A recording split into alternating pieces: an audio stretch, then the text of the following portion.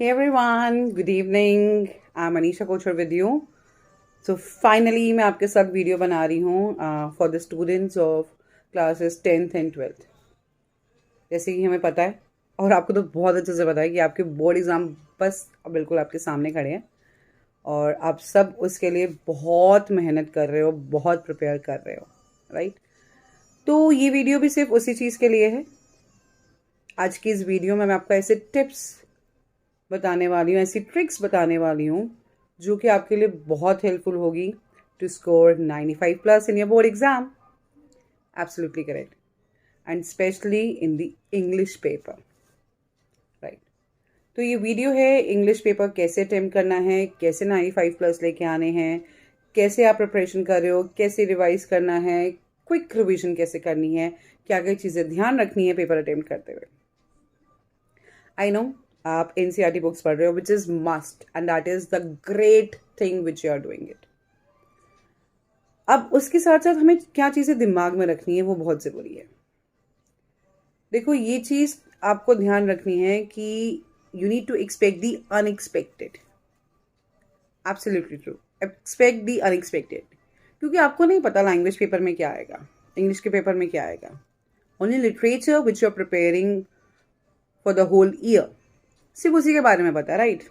और जैसे reading section है, राइटिंग है और ग्रामर सेक्शन भी है जैसे क्लास 10th के अंदर, वो अनएक्सपेक्टेड है आपके लिए, तो आप उसके लिए सिर्फ प्रैक्टिस कर रहे होगे। बट लिटरेचर है जो आप थॉरोली कर रहे हो, चाहे प्रोज हो, चाहे पोइट्री हो, चाहे मेन बुक हो, चाहे सप्लीमेंट्री बुक हो, राइट? तो अभी भी हमें कुछ चीज़ें ऐसे ही ध्यान रखनी है कि जब हम पेपर अटेम्प्ट करेंगे तो जो हमारे फर्स्ट ऑफ ऑल जो हमारे पास जो फर्स्ट 15 मिनट्स रीडिंग टाइम के होंगे ना, वो हमें बहुत अच्छे से यूटिलाइज करने हैं। That is must. अगर वो आपने अच्छे से यूटिलाइज कर लिया ना तो definitely you are going to do the paper completely and that too effectively. और जब आप पेपर लिखना स्टार्ट करोगे फॉर 3 आवर्स, तो उस 3 आवर्स में लास्ट के 15 मिनट्स भी हमें रिविजन के लिए चाहिए, ये भी अपने माइंड में ज़रूर रखो, राइट? तो ये दो चीज़ें तो फिक्स कर लो माइंड में। अब और आगे चीज़ मैं बताऊं कि पेपर कैसे करना है, उससे पहले ये वीडियो ज़रूर लाइक करना and share it with those who are appearing for the board classes for your English paper, जो बहुत ज़रूरी है। एंड डू सब्सक्राइब, क्योंकि आपको इस चैनल पे बहुत और वीडियोस मिलेंगे related to your subject also, और बाकी भी रिलेटेड टू इंग्लिश वोकैब। या so what else you need to do is कि जब आप पेपर स्टार्ट करना शुरू करोगे तो आई ऑलवेज एडवाइज कि आप सेक्शन सी जो लिटरेचर पोर्शन होता है उससे पेपर स्टार्ट करना शुरू करो, क्योंकि वही तो सेक्शन है जो वैसे मैंने अभी बोला कि आप पूरे साल प्रिपेयर कर रहे हो, तो आपके माइंड में इतना फ्रेश है, आपको ज़्यादा सोचने की ज़रूरत नहीं है। जो क्वेश्चन है बस फटाक से आंसर लिख दिया उसका। एमसीक्यू है तो एमसीक्यू में जब आप ऑप्शन नंबर या ABCD मार्क कर रहे हो, लिख रहे हो, उसके आगे स्टेटमेंट भी ज़रूर लिखिएगा, क्योंकि क्या होता है कभी कभार हम उसमें गड़बड़ कर देते हैं। So just don't write on ABCD, write on the statement, that phrase also in front of that. दोनों चीज़ें लिखनी है आपने, राइट? और जैसे और पार्ट होंगे उसमें चॉइस है एमसीक्यू में, तो डू मेंशन कि आप ए पार्ट कर रहे हो कि बी पार्ट कर रहे हो, फर्स्ट पार्ट कर रहे हो कि सेकंड पार्ट कर रहे हो, वो बहुत ज़रूरी है। ठीक है, तभी मैंने बोला आपने ऑप्शन नंबर ABCD के साथ स्टेटमेंट भी लिखनी है, वरना कुछ स्टूडेंट्स क्या करते हैं सिर्फ ABCD लिख देते हैं, ना फर्स्ट पार्ट सेकंड पार्ट लिखते हैं, तो वैल्यूएटर को प्रॉब्लम हो जाती है, ऑब्वियस सी बात है। तो आपने फर्स्ट पार्ट और बी पार्ट है या ए पार्ट बी पार्ट है वो स्पेसिफाई करना है। फिर क्वेश्चन नंबर में आप जैसे ABCD मार्क कर रहे हो MCQ में, उसकी स्टेटमेंट भी आगे लिखनी है, which is a good way to do the paper.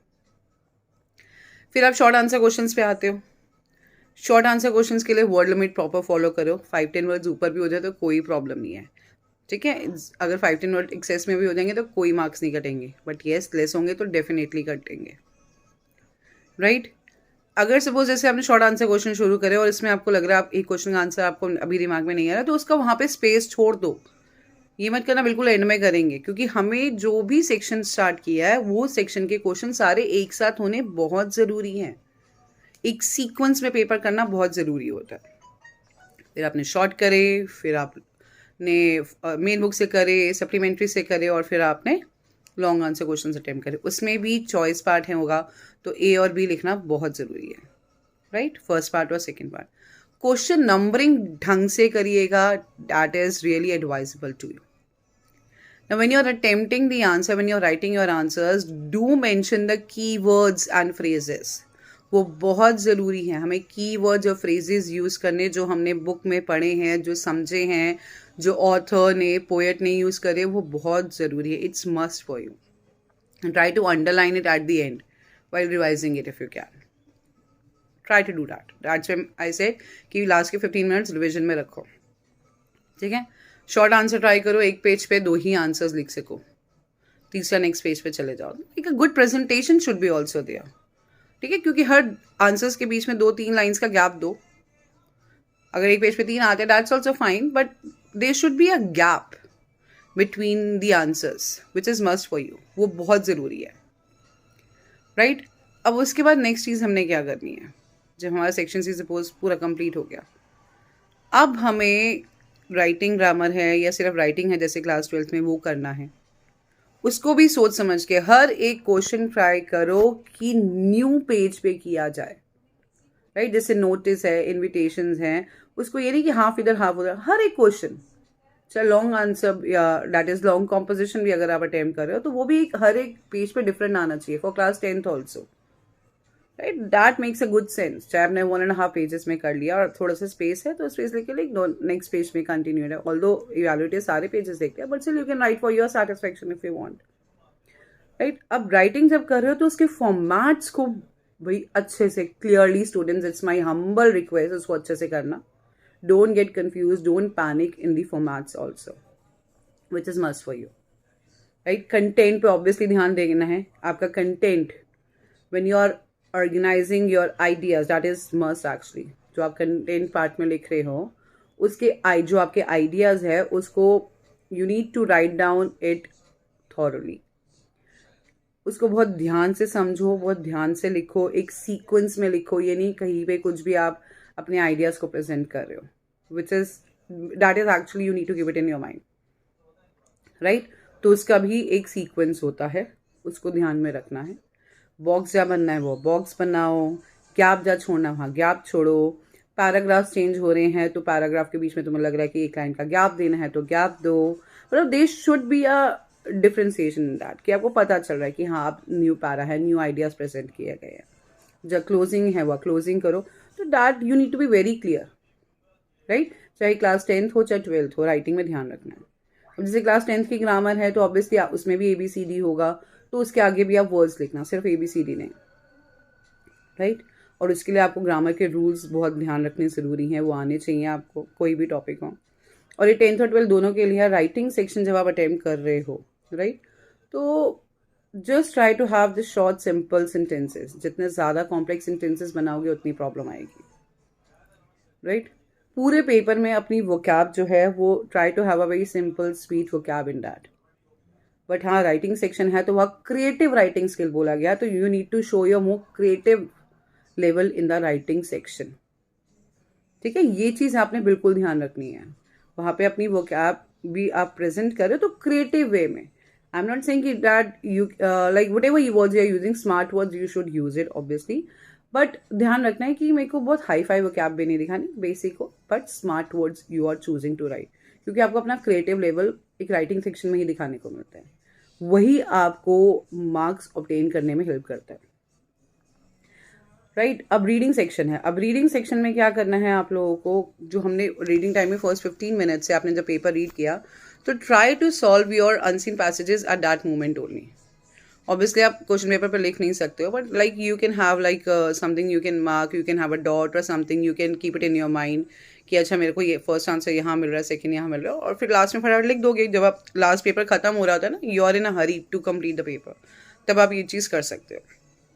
Right, और उसके अंदर भी like when you are attempting the reading section तो क्वेश्चंस को ध्यान से पढ़ो और पैसेज को थॉरली पढ़ो, क्योंकि अब डायरेक्ट क्वेश्चंस नहीं है बच्चा.